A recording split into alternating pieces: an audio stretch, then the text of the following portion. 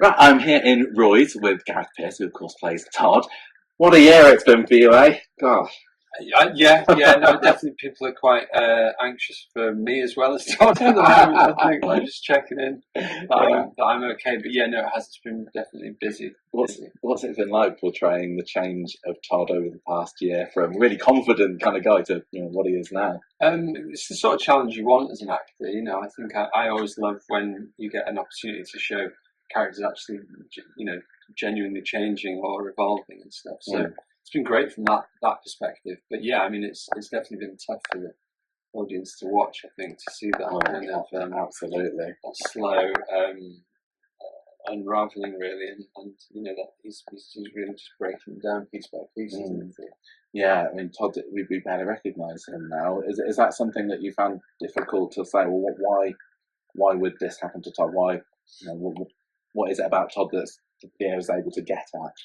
I think that the story team definitely set up prior to maybe some sense of quiet panic in the background for Todd of like being left on the shelf a bit. I think so. There was a sense that he was very much looking for a settle down relationship rather than maybe his more like I don't care, I'm just out there and meeting different guys and things. So I think that they definitely put in the groundwork for that shift to have taken place. But also I think what I've tried to ground it in is that sense that Todd worked hard to change when he was basically a pariah for everyone on the street immediately after trying to break up Billy and Paul and things. And George was really the only one that showed any faith in him. Even Eileen chucked him out. So I think that if you are someone that feels like you've made genuine change and sustained it over a couple of years, then maybe you're a little more inclined to think that other people are capable of real change as well. And so maybe that is also one of the things that allowed him to ignore a couple of those early red flags and think that Theo was fixable. What have been some of the most difficult scenes for you to film in this story?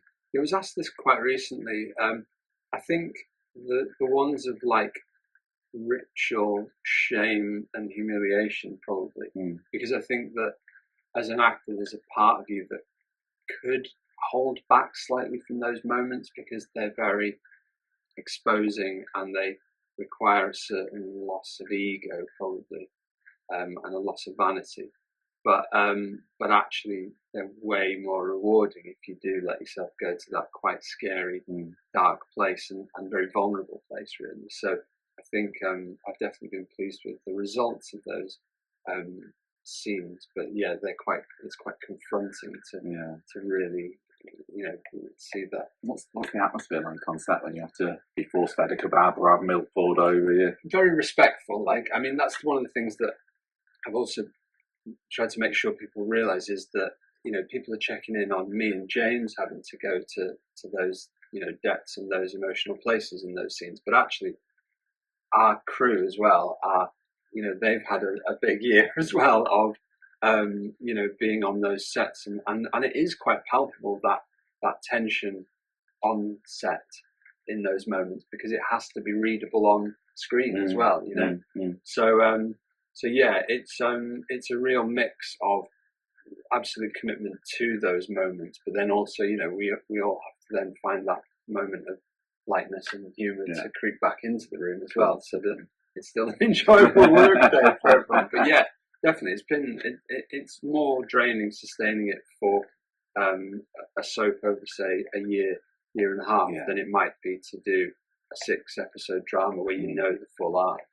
Then you had that episode at the end of last year, didn't you? The Behind Closed Doors episode, and that was all Todd and Theo. Tell me about what was that like to film? Yeah, I mean that was interesting because there were elements of it that were new to us. So yes, it felt like Corrie in lots of ways, and it was characters that our audience will recognise and know. But filmed in a completely new format. So we were like, I think this is like Corrie, and it's a bit different. And the ceiling, the ceiling's on, and stuff. So yeah, I guess it had to live and die by its naturalism and realism because of the way that it was being shot. You know, it was supposed to have that documentary kind of 24 hours in police custody type feel. And so, yeah, that was the brave bit, and just that level of trust for, you know, Kate as producer, but also Matt Hilton that directed it, and Ian Kershaw that wrote that episode.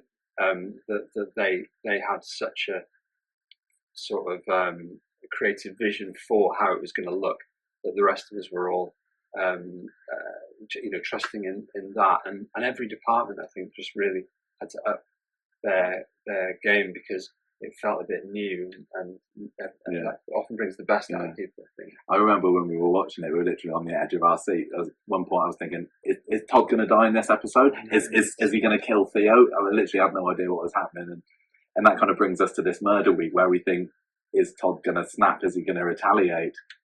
I know, I mean... Do you think he's capable? I think that he has plenty of motive. As do, you know, a lot of our characters, and that's why, you know, you've got that sense of who might die, but also, you know, who might be a suspect or the perpetrator.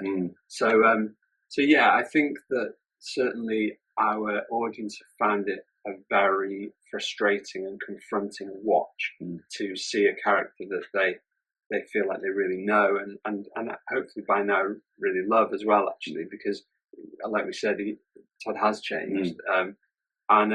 So I think they've found it very difficult to not interfere in a way, and because in some ways the audience have known more than Todd has as well in various moments in it. So I think that there'll be plenty of the audience that would forgive Todd for murder if that was the way it was to go. But bring back Eileen and she'd finish him off. Well, everybody says that as well. Exactly. If we talk about the way that Todd's been deconstructed, and how maybe a previous version of or an earlier version of Todd might have pushed back sooner, then definitely Eileen would have. for sure. Well, I mean, he's got George by him. He's got Summer. He's got quite a gang of supporters now, hasn't he? What's it been like? Tell me about working with Tony. I love Tony Moisley so much. Yeah. Like he is, just an absolute diamond, and we laugh together so much, and we're such close friends off screen that I certainly hope that reads in the warmth that's on screen as well. But that's the lovely thing. We did both go to Royal Welsh College Music and Drama. Shout out to RWCMD as it is now.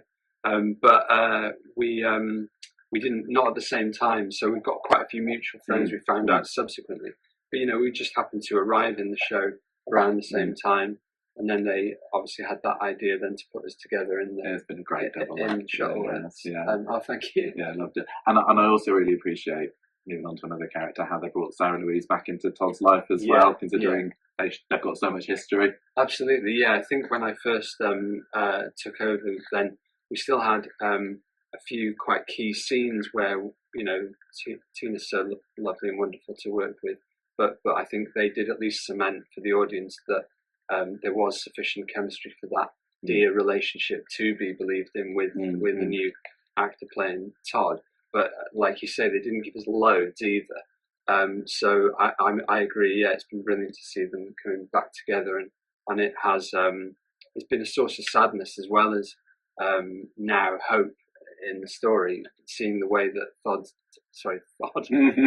Theo has extricated Todd and isolated him from those key relationships, to now see them finding each other and recognizing what's going on and swooping back in to his life is also hopefully going to have quite a big payoff for them. Yeah, well, hopefully they're all going to be there to help get him back on his feet now that it's all coming to an end. I know. Gareth, you've been absolutely amazing in this story. I really enjoyed watching it. It's been a difficult watch at times, but you've done a fantastic job. Thank you for chatting with me today. Oh, no, absolutely. Thank you for having me, and for that feedback. That's really, really lovely. Thank you. Thank you.